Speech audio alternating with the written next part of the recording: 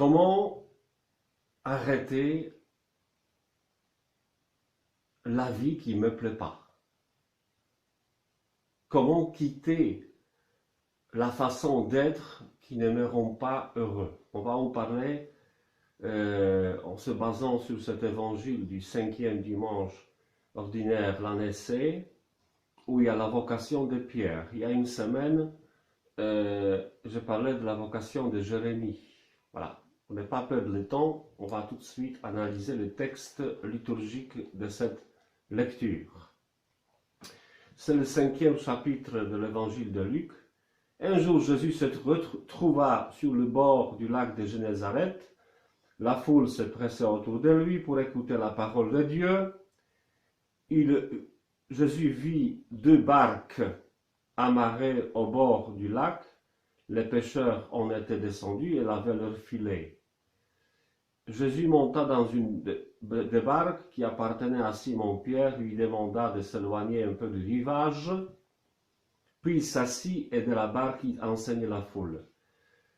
On voit des actions ordinaires des pêcheurs qui, après toute la nuit de la pêche, lavent les filets. Donc, c'est un paysage tout à fait ordinaire au bord du lac, où les gens sont occupés de leurs occupations ordinaires, rien ne change, c'est toujours la même vie, voilà. Et une vie bien réglée, c'est pas une vie mauvaise, mais on verra que eux, les pêcheurs qui lavent les filets, mènent une vie qui ne les satisfait pas. Et Jésus monte dans une des barques pour prêcher, éloigné un peu du rivage. Cette signification du rivage, c'est symbolique, parce que le rivage, c'est entre 2 mondes. Le monde de l'eau et le monde de la terre. La foule est sur la terre, et ceux qui sont appelés à croire en Jésus, ils sont appelés à marcher sur l'eau. Comme Pierre un jour marchera sur l'eau, voilà. C'est l'appel de la foi, marcher sur l'eau de ma vie, l'eau qui est parfois dangereuse. C'est ça en fait la vie de foi, dans la foi, en la foi.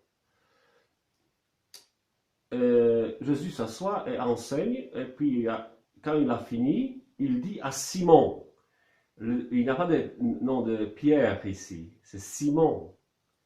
C'est-à-dire, il part à l'ancien Simon, Simon qui n'est pas encore Pierre. Voilà. C'est son identité ancienne de cette vie ordinaire qui mène pas tellement content de ce qui se passe. Et il y a cette fameuse phrase de Jésus, reprise par Jean-Paul II, « Vade in altum », c'est-à-dire « avance au large », c'est-à-dire vers probablement le milieu de lac de Génézareth. Mais c'est trop superficiel comme explication. Avancer au large, ça veut dire, c'est une invitation à faire une vie profonde comme le lac.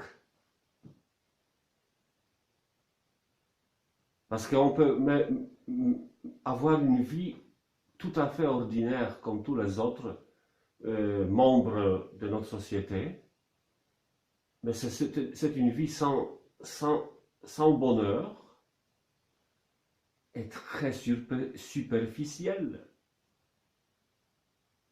On peut être tellement formaté par le modèle de vivre comme les autres, ce qui n'est pas bon, même du point de vue psychologique.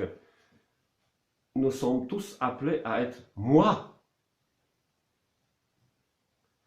Donc, avancer au large, ça veut dire plonge dans ta propre personnalité, dans ta propre nature humaine, pour retrouver là-bas les traces de l'éternel, même s'il y a la faiblesse là-dedans, on verra ça dans cet évangile, que Simon avait des faiblesses. On le voit beaucoup, hein, chez Simon, surtout la peur. La peur, c'est son petit démon qui le détruit. Et Simon répond, Maître, nous avons peiné toute la nuit, sans rien prendre, mais sur ton ordre, je vais jeter les filets. Voilà. Il y a deux choses ici. Voilà. Sans rien prendre, c'est justement cette vie qui n'apporte pas de fruits. C'est une vie sans résultat, inefficace, mal programmée, mal organisée, où on a l'impression qu'on va de nulle part à nulle part. Mais il y a deuxième chose, mais sur ton ordre. Saint Paul enseigne que nous sommes sauvés par l'obéissance à la foi. Tout en restant libres, nous avons le choix. Mais il y a un appel de la part de Dieu et qui nous laisse toujours le choix. Et c'est ce que Simon fait, c'est-à-dire il fait son choix. Sur ton ordre, je vais, etc., jeter les filets. Et ils le firent, et ils prirent une telle quantité de poissons que leur filet se déchirait. Cette image utilisée comme image de l'Église, c'est-à-dire ici à la foi, si à l'obéissance à Jésus, les filets sont toujours pleins à craquer. Mais, attention, c'est facile de nous accuser, on n'a pas de foi, des apôtres. Il y a aussi des sociétés, et souvent dans la Bible, des villes entières qui refusent Dieu. Et la ville entière, c'est le symbole de civilisation qui rejette Dieu. Donc, c'est notre sujet. On peut avoir aussi les filets vides. C'est pas parce qu'on n'a pas de foi. Parce que tout simplement, les gens sont libres et décident de ne pas obéir à l'évangile de Jésus, quoi. Ils sont libres. Et il y a bien sûr ici une autre signification beaucoup plus profonde. La foi fait que, en Jésus, ceux qui étaient professionnels du secteur, donc les pêcheurs, étaient, entre guillemets, arnaqués par Jésus. Jésus, qui n'était pas pêcheur, leur a fait plus de pêche que eux, les professionnels, toute la nuit. Vous imaginez ça? Ça parle. Si un professionnel qui s'y connaît à la pêche voit les effets de la parole de Jésus, voilà. Vous comprenez l'impact dans leur intérieur, dans leur psychisme. Et voilà. Ceux-ci vinrent remplir les deux barques, les autres barques, il y avait tellement de poissons. À cette vue, Simon-Pierre tombe. Oh, voilà. Et nous avons ici double prénom de Pierre. Simon-Pierre. C'est pas des hasards, c'est-à-dire, au début c'était qu'un humain, Simon. Maintenant, il commence à vaciller, pencher vers la foi. Simon, Pierre. Parce que la foi, c'est une petite pierre qui transporte, une petite pierre de la foi qui transporte les montagnes des hommes, comme ce filet qui est plein. L'effroi, en effet,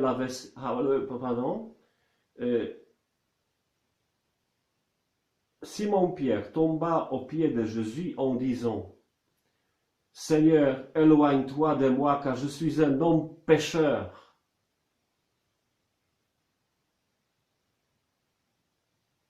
Qu'est-ce qu'il dit?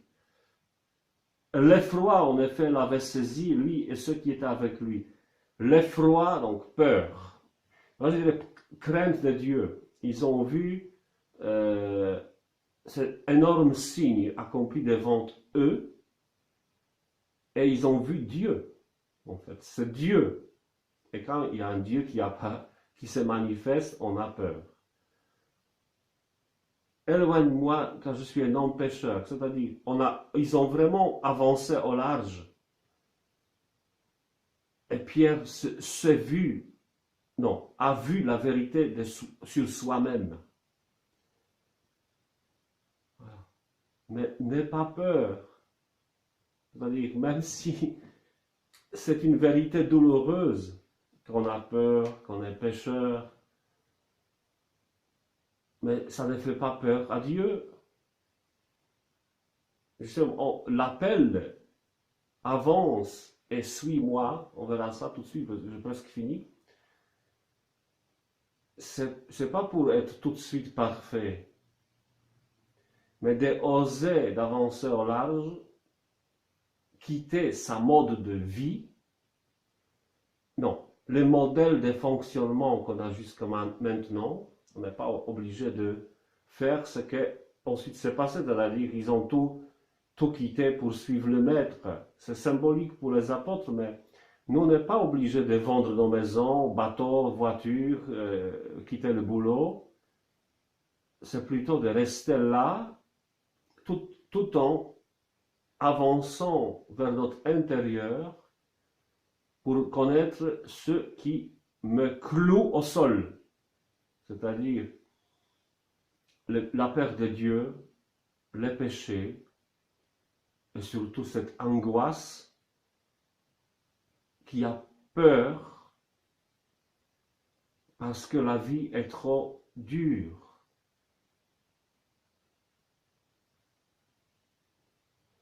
Tout ce qui m'attend dans la vie, tout ce qui pourrait se faire, m'arriver à l'avenir, ça fait peur. Le futur, ça fait toujours peur, c'est la règle psychologique, ça. Sois sans crainte, dit Jésus à la fin.